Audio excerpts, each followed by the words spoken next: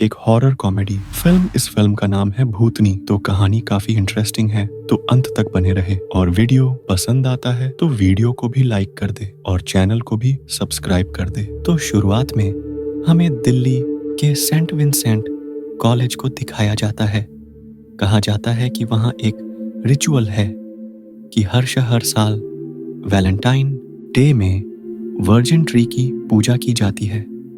ऐसा माना जाता है कि इस पेड़ की पूजा करके आपको सच्ची मोहब्बत मिलती है।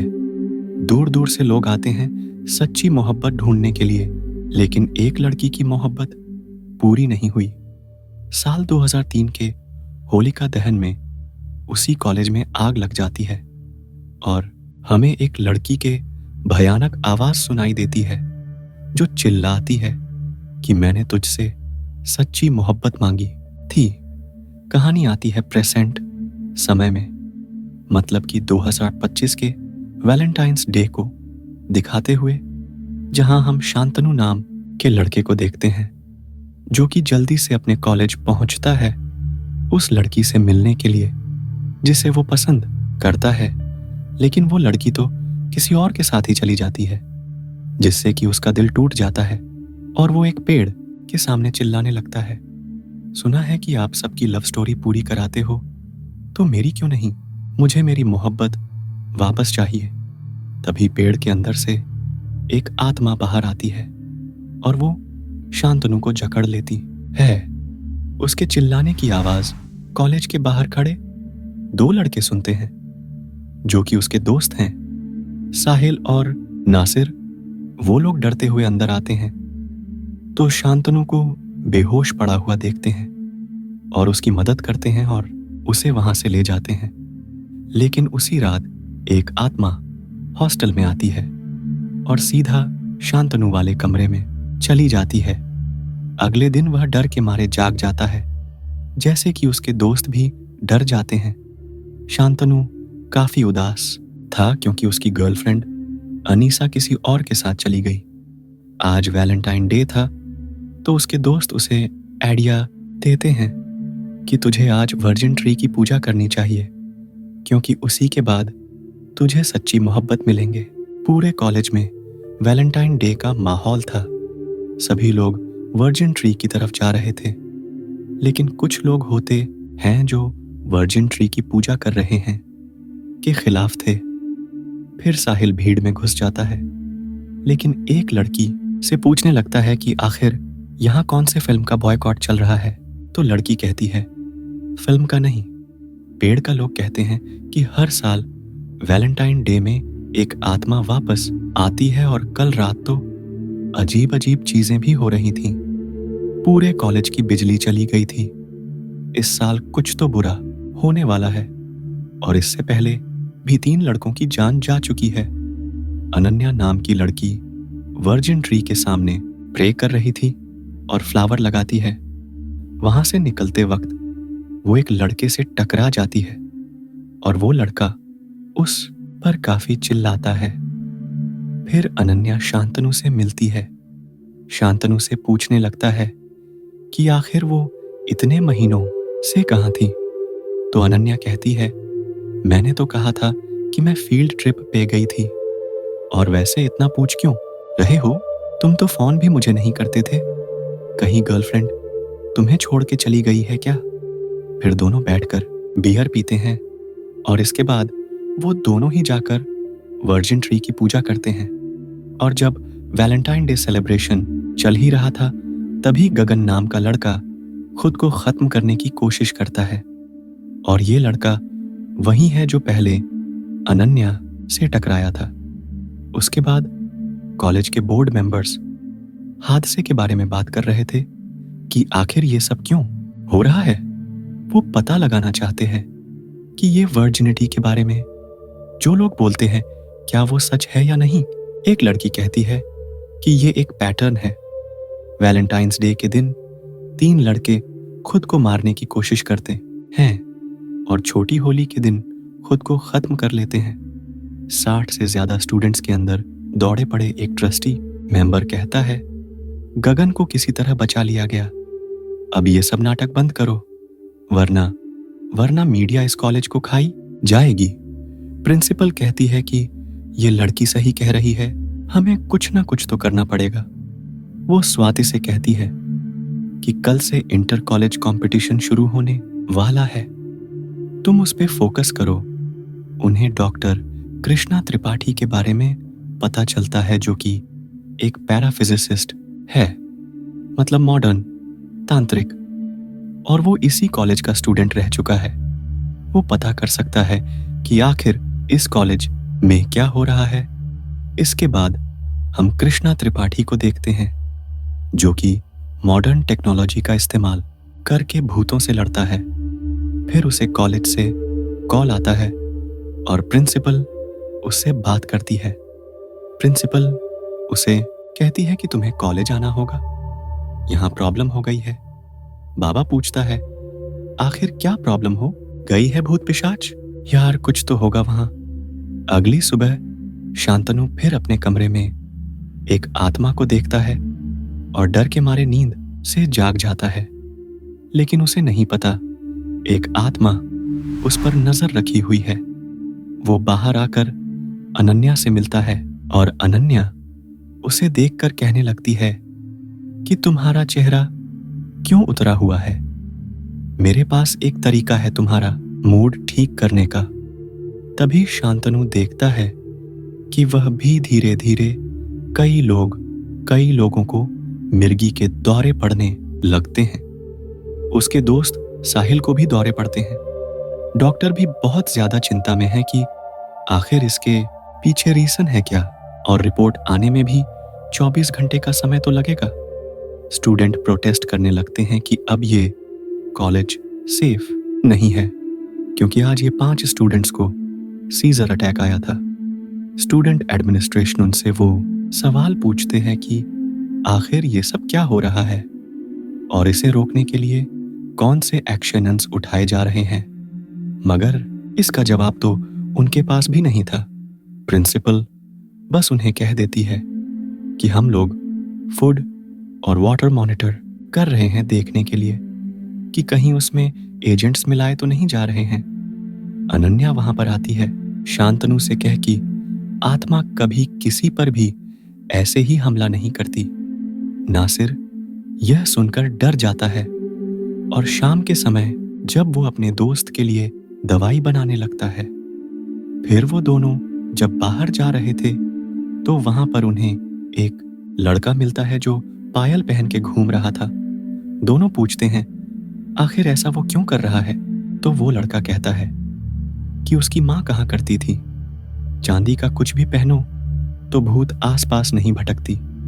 नासिर पूछता है तुम्हारे पास चांदी का कुछ और भी है क्या, तो वो लड़का कहता है हाँ झुमके हैं। नासिर कहता है मुझे दो। वो लोग साहिल से मिलते हैं और साहिल उसे कहता है कि वो अब बिल्कुल ठीक है और उसे कोई प्रॉब्लम नहीं है। इधर बाकी स्टूडेंट्स भी भूत के बारे में बात कर रहे थे। पता नहीं वो भूतनी अब भी कहाँ होगी। तभी नासिर छत में एक डरावने साए को देखता है, लेकिन ये तो बाबा थे और वो लोग फालतू में ही डर जाते हैं। सभी लोग भाग गए थे। रात में जब तीनों दोस्त सो रहे थे तभी एक आत्मा शांतनु के पास जाके सो जाती है, लेकिन तभी उस कमरे में बाबा घुस आता है, जिससे कि वो तीनों डर जाते हैं। कृष्णा त्रिपाठी अपने बारे में बताता है कि वो इसी कॉलेज से 2 बार बीए पास कर चुका है, इसलिए लोग उसे बाबा कहते हैं। साहिल कहता है अच्छा हुआ आपने 2 बार एमए नहीं किया, वरना लोग आपको मामा बुलाते हैं। अगले सुबह न्यूज़पेपर में खबर छपती है, गगन ने खुद को खत्म करने की कोशिश की। अब इसी रीजन की वजह से स्टूडेंट्स को लगने लगता है कि कॉलेज सच छुपाने की कोशिश कर रही है। बाबा कॉलेज के बोर्ड मेंबर से बात करते हैं और वो लोग पैरानॉर्मल सोसाइटी से क्लीन चिट चाहते हैं ताकि कोई भी कॉलेज के ऊपर सवाल ना उठाए। लेकिन बाबा कहते हैं इतनी आसानी से नहीं, क्योंकि कॉलेज में कुछ तो है और ऐसे 2 किस्म के आत्मा होती है। एक हरी जो लोगों के बीच में होती है मगर वो किसी को कुछ करती नहीं। मगर एक होती है लाल, जो बवाल होती है। कॉलेज में अच्छी आत्मा है। पूरी इसे पता करने में थोड़ा समय तो लगेगा, लेकिन तब तक कॉलेज में सब कुछ नॉर्मल तरीके से होते रहना चाहिए, ताकि आत्मा को शक ना हो। हर जगह कॉलेज में डिवाइस लगा हुआ था, जिसमें एक ग्रीन और रेड लाइट नजर आएगा। ग्रीन मतलब सेफ और लाल का मतलब खतरा। इधर सारे स्टूडेंट्स अपने कंपटीशन की तैयारी में लगे हुए थे और अनन्या शांतनु के साथ बैठी हुई थी और वो वर्जिन ट्री की ड्राइंग कर रही थी। शांतनु से पूछता है, ऐसा लगता है जैसे तुम ही वर्जिन ट्री की आत्मा हो। तो वो भी कहती है, हो भी सकती हूं। एक आत्मा उन दोनों पर नजर रखी हुई थी, मगर वो पीछे हट जाती है। इधर बाबा साहिल और नासिर से जाके मिलते हैं, पूछते हैं कि तुम्हें कुछ अजीब देखने को मिला आज। तो वो लोग कहते हैं, फिलहाल तो नहीं। तभी उसका डिवाइस ट्रिगर हो जाता है, लेकिन ऐसा कुछ भी नहीं था जिससे वो परेशान हो जाए। इधर शांतनु से एक लड़की टकरा जाती है और दोनों बस एक दूसरे की आंखों में देखते ही रह जाते हैं। लड़की पूछती है, मैंने देखा तो मुझे देख रहे थे।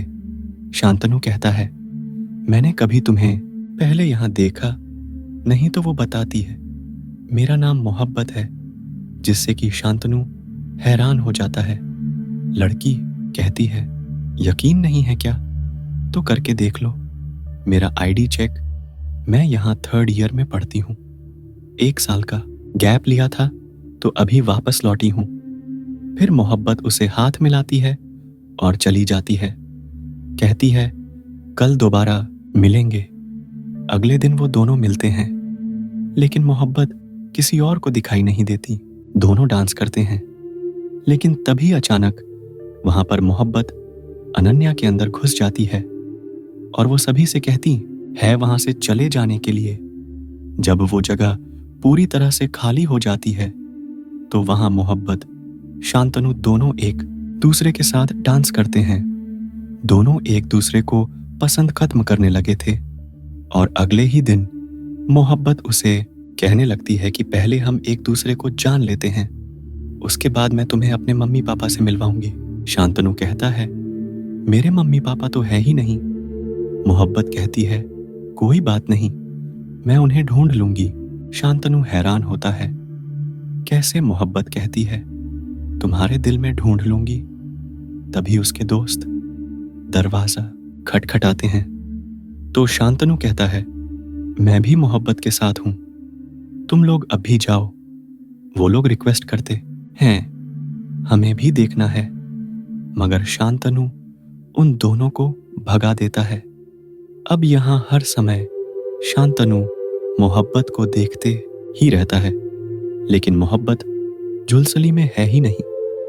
इस कारण की वजह से लोगों को गलत सिग्नल जाता है, जैसे कि शांतनु उन्हें देख रहा है।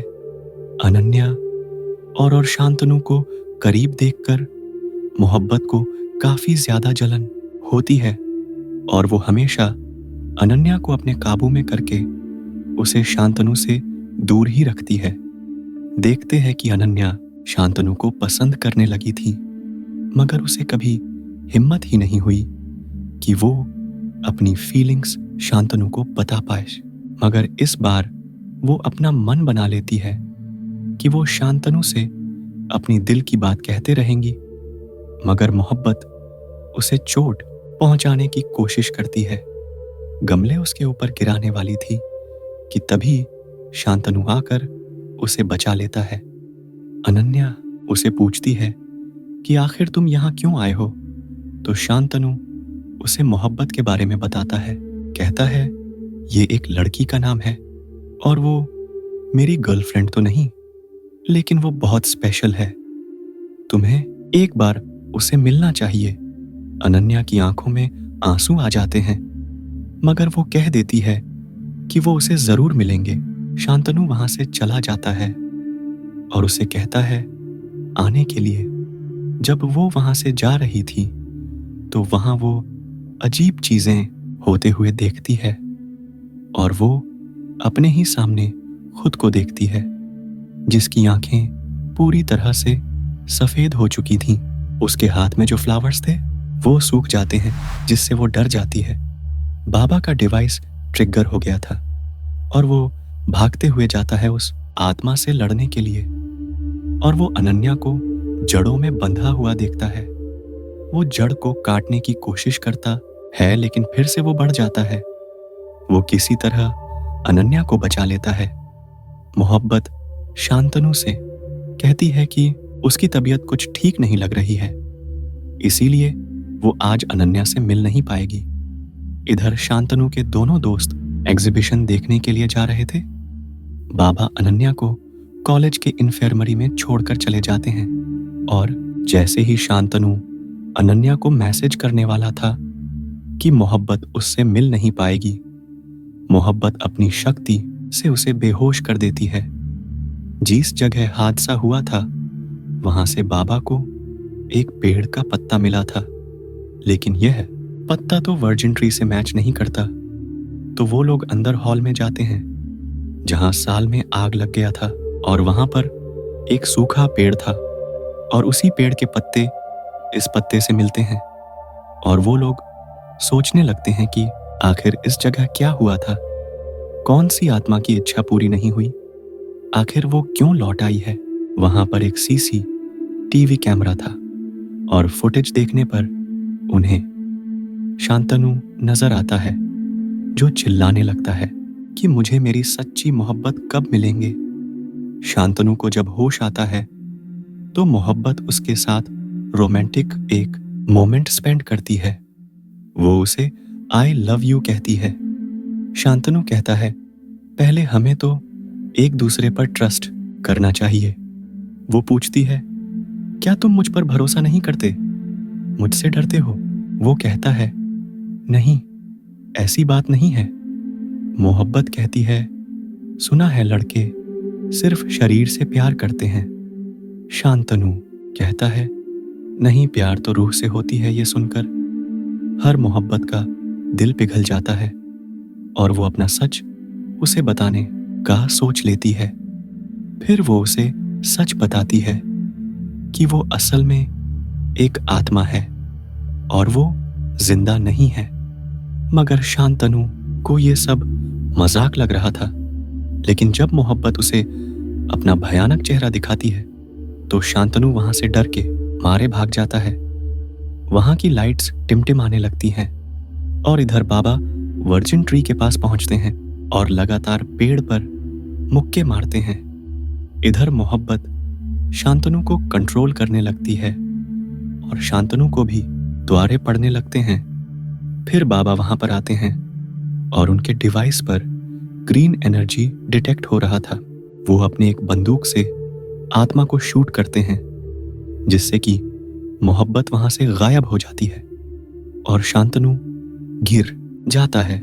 उसके बाद बाबा शांतनु को सेफ जगह ले घर जा रहे थे, क्योंकि कॉलेज में रहना खतरनाक था। उसके दोस्त साहिल और नासिर उसे कॉल करते हैं, लेकिन शांतनु जो कह रहा था कि मोहब्बत भूत है, तो आवाज कट हो रहा था, जिसकी वजह से वो दोनों सुन नहीं पाते कि शांतनु क्या बोल रहा था। अब वो लोग अपने कमरे में आ जाते हैं, लेकिन उन्हें पता नहीं था कि वहां पर मोहब्बत भी थी, जो उन दोनों को डराने लगा और पूछती है, शांतनु कहाँ है? डर के मारे तो उनकी हालत ही खराब थी। वो लोग कहते हैं, उन्हें नहीं पता शांतनु कहाँ है। बाबा शांतनु को पैराफिजिसिस्ट सोसाइटी लेकर जा रहे थे। वहां पर शांतनु सेफ रहेगा, मगर तभी मोहब्बत वहां पहुंचकर बाबा को अपने वश में करने की कोशिश करती है और उन्हें रोकती है, मगर बाबा बंदूक से उसे शूट करते हैं। पर मोहब्बत को हराना इतना आसान नहीं था। शांतनु उड़ते हुए अपने कॉलेज के सामने लैंड करता है और उसे उड़ता हुआ देखकर उसके दोनों दोस्त डर के मारे भाग जाते हैं। मोहब्बत उनके पीछे ही थी, दीवार पे चढ़ रही थी। और उनसे पूछती है कि आखिर तुम लोग मुझसे डरते क्यों हो। फिर वो शांतनु से कहने लगती है कि हम दोनों को बात करनी चाहिए, मगर वो तीनों बहुत डरे हुए थे। तो मोहब्बत फ्रस्ट्रेट होकर उनसे कहती है, पहले तो शांतनु ने ही मुझे जगाया, फिर सच्चे प्यार की उम्मीद की। शांतनु हैरान था, पूछता है, मैंने कब आपको जगाया? तो मोहब्बत उसे याद दिलाती है वो बारिश वाली रात। शांतनु की गर्लफ्रेंड उसे छोड़कर किसी और के साथ चली गई थी। तब उसने वर्जिन ट्री के सामने प्रे किया था कि मुझे सच्ची मोहब्बत चाहिए, इसीलिए मोहब्बत वापस आ गई। लेकिन यहां पता चलता है कि वह पेड़ असल में वर्जिन ट्री नहीं।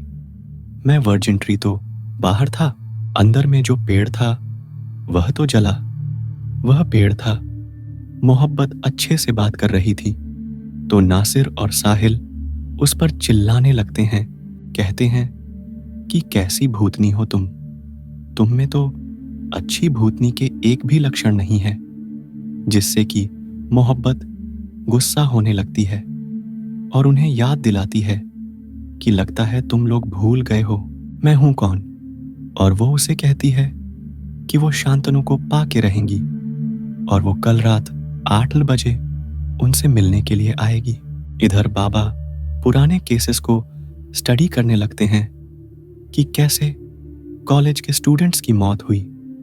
उनकी भी गर्लफ्रेंड उन्हें छोड़ के चली गई थी और मरने से पहले उनकी बॉडी हवा में उड़ने लगी थी और एक आत्मा थी वहां। उसी आत्मा ने उन लोगों को मारा। वैलेंटाइंस डे से उन्हें वो चुड़ैल नजर आने लगी और होली के दहन के दिन उन सभी की जान चली गई और 7 दिन के बाद होली का दहन है। शांतनु के साथ भी ऐसा ही हो रहा है। चले, शांतनु की जान बचाना बहुत जरूरी है। अगले दिन वो तीनों दोस्त बाबा से मिलते हैं और बाबा शांतनु को समझाते हैं कि तुम्हें बस आत्मा के साथ टाइम पास करना है और हम लोग पता लगाएंगे कि आखिर उसकी हिस्ट्री क्या है। शांतनु को वो लोग समझा देते हैं कि तुम्हें बस खुद को और उस भूतनी को शांत रखना है ताकि हम लोग उसे आसानी से पकड़ पाएं। तभी उसे अनन्या कॉल कर रही थी ना। फिर उसे समझाता है कॉल मत उठाना वरना मोहब्बत वापस आ जाएगी। बाबा उसे समझा देते हैं मोहब्बत के सामने अनन्या का नाम मत लेना वरना उसके लिए ही प्रॉब्लम खड़ी हो जाएगी। शांतनु के जाने के बाद बाबा नासिर और साहिल को समझा देते हैं कि तुम्हारे हमारे दोस्त के पास सिर्फ 5 दिन का समय बचा है, उसके बाद होली का दहन है। इधर अनन्या की भी हालत खराब थी क्योंकि मोहब्बत के वश में आने की वजह से उसे काफी भयानक सपने आ रहे थे और वो अंदर से बहुत ज्यादा डरी हुई थी और वो शांतनु को गले लगाकर रोने लगती है। कहती है उस आत्मा ने मुझसे कहा तुमसे दूर रहने के लिए। शांतनु उसे कह देता है हम दोनों फिर कभी नहीं मिलेंगे और वो उसके जाने के बाद अनन्या बहुत रोने लगती है। इसके बाद जैसे ही रात के 8 बजते हैं तो जैसा कि मोहम्मद ने कहा था वो शांतनु से मिलने आती है और बाकी के दोनों दोस्त मस्ती मजाक करने लगते हैं और अंदर से तो बहुत डरे हुए थे। और वो मोहम्मद से कहते हैं कि वो अपनी भूतनी भाभी के लिए गृह प्रवेश का इंतजाम किए हैं। गुस्से की मोहब्बत खुश हो जाती है। आखिर में मोहब्बत खुद का चेहरा बाकी दोनों दोस्तों को भी दिखाती है और वेलकम के लिए उन्हें थैंक यू कहती है। वो दोनों तो मोहब्बत को देखते ही रह जाते हैं। फिर वो शांतनु को उठाकर ले जाती है उसके साथ टाइम स्पेंड करने के लिए। फिर वो दोनों जाकर बाबा को बताते हैं कि हुआ क्या। भूतनी शांतनु को उठाकर लेकर चली गई। फिर वो चारों मिलकर अपने लिए व्हाट्सएप ग्रुप बनाते हैं और उस पर बातें करते हैं। मोहब्बत शांतनु से पूछती है कि तुम कर क्या रहे हो, तो वो कहती है ये हमारा स्टडी ग्रुप है। बाबा शांतनु से कहते हैं उस लड़की से पूछो कि जब वो जिंदा थी तो उसकी लाइफ कैसी थी। शांतनु से पूछता है, जब आप जिंदा थी तो आपकी लाइफ कैसी थी? तो वो कहती है, मुझे याद नहीं, बस इतना जानती हूं कि मैं वो मोहब्बत हूं जो तुम्हें चाहिए। तभी उसे अनन्या का कॉल आता है तो शांतनु अपना फोन ही ऑफ कर देता है। शांतनु उसे पूछता है कि आपको वर्जिन ट्री से क्या दिक्कत है? तो वो कहती है, पता नहीं, उसमें कुछ तो अजीब है और तुम इतने सवाल क्यों पूछ रहे हो?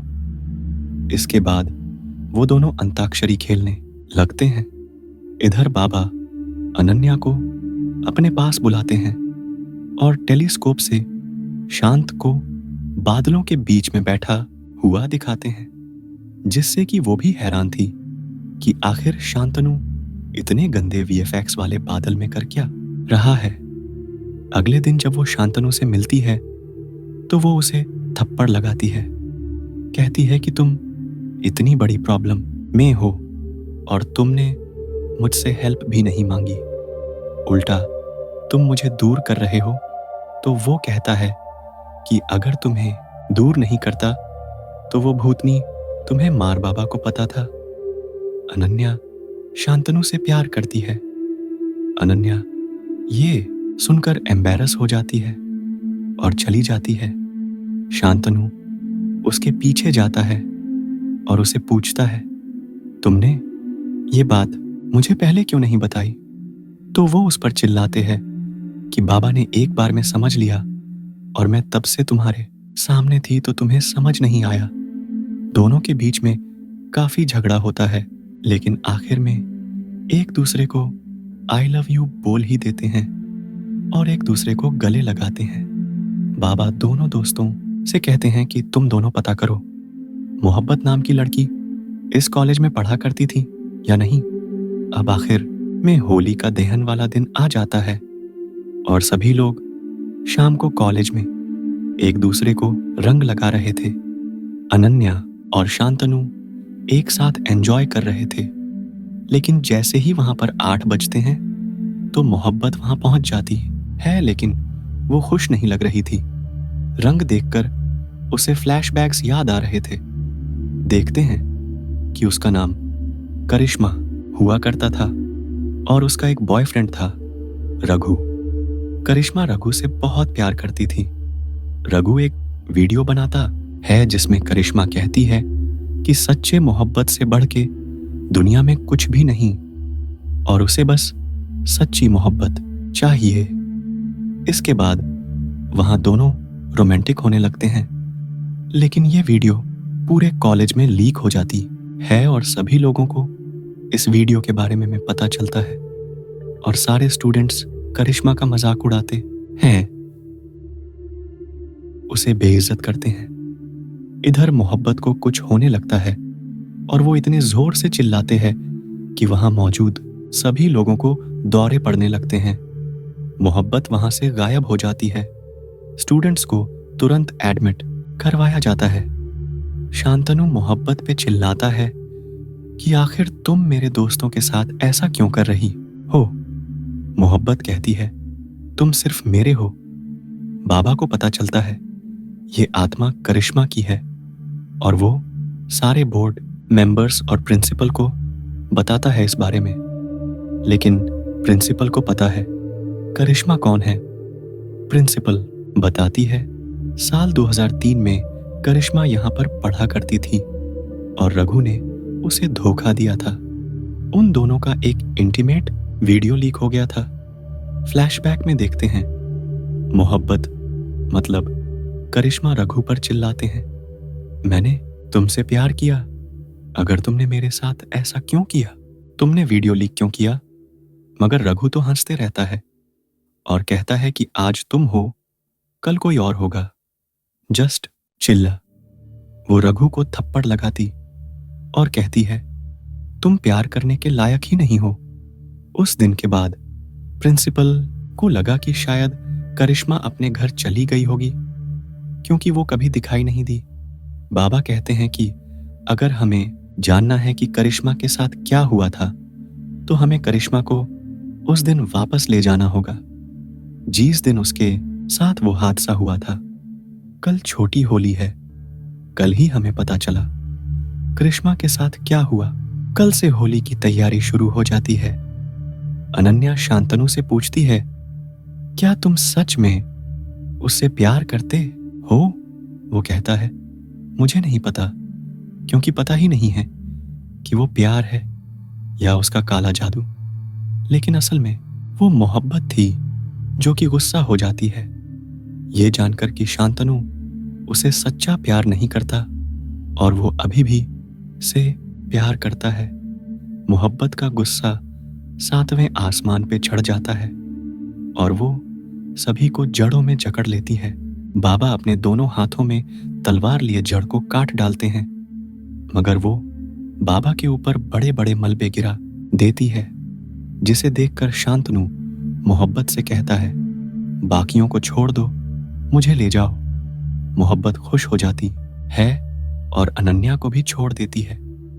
क्नॉइस लेकिन जैसे ही वहां पर रंग उड़ने लगते हैं, उसे फिर से वो दिन याद आने लगते हैं जब हाथ उठाने को लेकर रघु करिश्मा को बहुत पीटता है और अपने दोस्तों से कहता है वहां से जाने के लिए, लेकिन करिश्मा इतनी जोर से गिरती है कि उसके सिर से खून निकलने लगता है और वो वहीं दम तोड़ देती है। डर के मारे रघु करिश्मा के गले में फंदा डाल देता है और उसे पेड़ से लटका देता है ताकि लोगों को ये लगे कि करिश्मा ने खुद को मारा, मगर वो तब भी जिंदा थी और वो वहीं तड़प तड़प के मर जाती है। फिर उस जगह में आग लगा दिया जाता है ताकि सारा सबूत मिट जाए। मोहब्बत के गुस्से को शांत करने के लिए बाबा उसके सामने जाते हैं और मोहब्बत बाबा को देखकर याद करती है कि वो बाबा कोई और नहीं बल्कि वही स्टूडेंट है जो करिश्मा को पसंद किया करता था, लेकिन कभी अपने दिल की बात करिश्मा से वो कह नहीं पाया। वो बाबा से कहती है कि मैंने उन लोगों को नहीं मारा, मेरी मोहब्बत भी अब भी अधूरी है। बाबा मतलब कृष्णा त्रिपाठी ने पुलिस को बहुत समझाने की कोशिश की कि करिश्मा ऐसे ही गायब नहीं हो सकती, इसके पीछे जरूर रघु का हाथ है, लेकिन उसकी बात कोई नहीं समझता। यह बाबा मोहब्बत से कहते हैं कि मैंने तुम्हें बहुत ढूंढने की कोशिश की और देखो आखिर मैंने तुम्हें पा ही लिया। अब तुम्हें मोहब्बत को जाने देना होगा ताकि करिश्मा की जीत हो। करिश्मा उसे गले लगाती है और बाबा करिश्मा पर त्रिशूल से हमला करते हैं, जिससे कि करिश्मा को मुक्ति मिल जाती है। और इसी के साथ द भूतनी मूवी यहीं पर होती है। तो आपको ये वीडियो कैसा लगा कमेंट करके जरूर बताएं। वीडियो पसंद आया तो वीडियो को भी लाइक कर दें, चैनल को भी सब्सक्राइब कर दें। मिलते हैं नेक्स्ट वीडियो में। Take care.